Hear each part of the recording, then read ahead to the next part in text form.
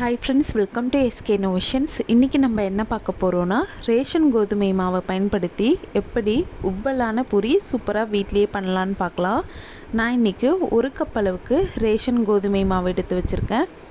இது பாத்தீங்கன்னா எப்படி செய்யணும்னு சொல்லிட்டு நான் ஏற்கனவே வீடியோ போட்டிருக்கேன். பார்க்காதவங்க டிஸ்கிரிப்ஷன்ல லிங்க் தரேன், செக் பண்ணிக்கோங்க. எப்பவுமே பூரியா இருந்தாலும் சரி, சப்பாத்தியா இருந்தாலும் சரி, நம்ம கோதுமை மாவை அப்படியே நம்ம அரைச்ச கோதுமை மாவை சேர்க்காம அதை சலிச்சிட்டு தான் சேர்க்கணும். இப்போ இதோட 2 டேபிள் ஸ்பூன் அளவுக்கு ரவை சேர்த்துக்கிறேன். அடுத்து இதுக்கு தேவையான அளவுக்கு உப்பு சேர்த்துக்கிறேன். இதில் நம்ம எண்ணெய்லாம் எதுவும் சேர்க்க போகிறதில்ல. அப்படியே இதை நல்லா 1 டைம் மிக்ஸ் பண்ணி விட்டுக்கலாம். இதை நல்லா மிக்ஸ் பண்ணிட்ட பிறகு இந்த கோதுமை மாவுக்கு தேவையான அளவுக்கு தண்ணி சேர்த்துக்கலாம்.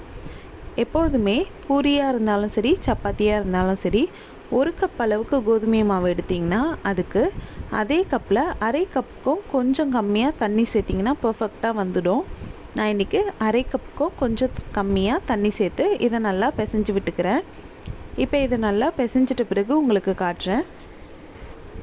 இப்போ பார்த்திங்கன்னா இந்த மாவு நல்லா பிசைஞ்சாச்சு பாருங்கள். இந்த பதத்துக்கு வந்ததும் நம்ம இதை ஒரு 10 நிமிஷம் ஆச்சு கையில் நல்லா அழுத்தம் கொடுத்து பிசைய வேண்டியது இருக்கும். ஆனால் நம்ம இன்றைக்கி அந்த மெத்தடில் பண்ணாமல் வேறு மெத்தடில் ஈஸியாக இந்த மாவை நம்ம சாஃப்ட் பண்ணிடலாம். அது எப்படின்னா, நம்ம சப்பாத்தி உருட்டுற கட்டையில் இந்த மாவை வச்சிடலாம்.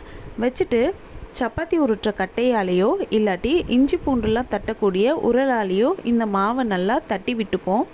தட்டி விடும்போது பார்த்திங்கன்னா ஒவ்வொரு தடவையுமே ஃப்ளாட் ஆகிட்ட பிறகு மடித்து அதை நம்ம தட்டி விட்டுக்கலாம். பாருங்கள், இந்த மாதிரி பண்ணுறதுனால மாவு பார்த்திங்கன்னா நல்லா சாஃப்டாக கிடைக்கும். இது ஒரு மெத்தடு. இன்னொரு மெத்தடு பார்த்திங்கன்னா, மாவை டிவைட் பண்ணிக்கலாம். கொஞ்சம் கொஞ்சமாக பிரித்து எடுத்துக்கலாம். பிரிச்சிட்ட பிறகு தட்டாமல் இந்த மாதிரி தேய்ச்சி விட்டுக்கலாம். இந்த மாதிரி தேய்க்கும் போதும் ஃப்ளாட்டாக ஆகிடுச்சுன்னா மாவை நம்ம அதை மடித்து திரும்பவும் தேய்ச்சி விட்டுக்கலாம். இந்த மாதிரி பண்ணுறதுனால நம்மளோட மாவு பார்த்திங்கன்னா சீக்கிரமே நல்லா சாஃப்டாகிடும். கையும் வலிக்காது, நமக்கு வேலையும் மிச்சமாகிடும். கண்டிப்பாக இனிமேல் சப்பாத்தியோ பூரியோ பண்ணும்போது அது ரேஷன் கோதுமை மாவாக இருந்தாலும் சரி, கடையில் விற்கக்கூடிய எந்த கோதுமை மாவாக இருந்தாலும் சரி, இந்த மெத்தடில் பண்ணிங்கன்னா உங்களுக்கு பூரியும் சப்பாத்தியும் நல்லா சாஃப்டாக வரும். இப்போ பார்த்திங்கன்னா ஒரு 10லேருந்து 15 தடவை நான் மடித்து தேய்ச்சி விட்டுக்கிட்டேன்.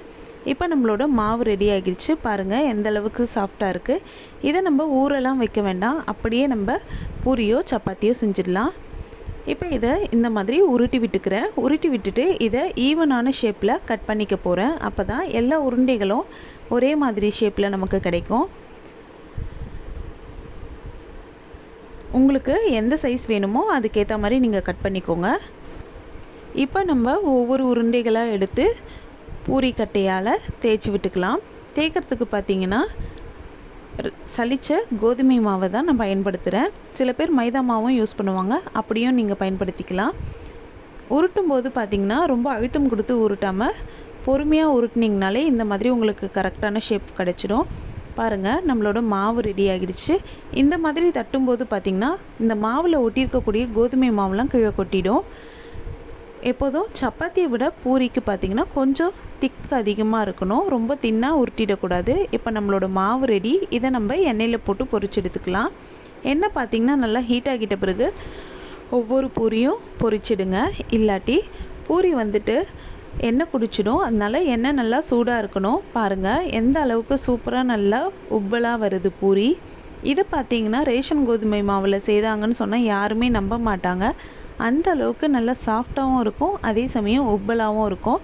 உங்களுக்கு பூரி இன்னுமே கொஞ்சம் நல்லா மொறுமொறுன்னு வேணும்னா ரவை பார்த்திங்கன்னா ஒரு 4 டேபிள் ஸ்பூன் அளவுக்கு சேர்த்துக்கோங்க. உங்களுக்கு உப்பலாகவும் இருக்கணும், சாஃப்டாகவும் வேணும்னா ஒரு 2 டேபிள் ஸ்பூன் அளவுக்கு சேர்த்துக்கோங்க. பாருங்கள், நம்ம சேர்க்குற எல்லா பூரியுமே எண்ணெயில் போட்டதும் இந்த மாதிரி அழகாக எழும்பி வரணும். இதுதான் கரெக்டான பூரியோட கன்சிஸ்டன்சி. கண்டிப்பாக நீங்களும் இந்த மெத்தடில் செய்து பாருங்கள்.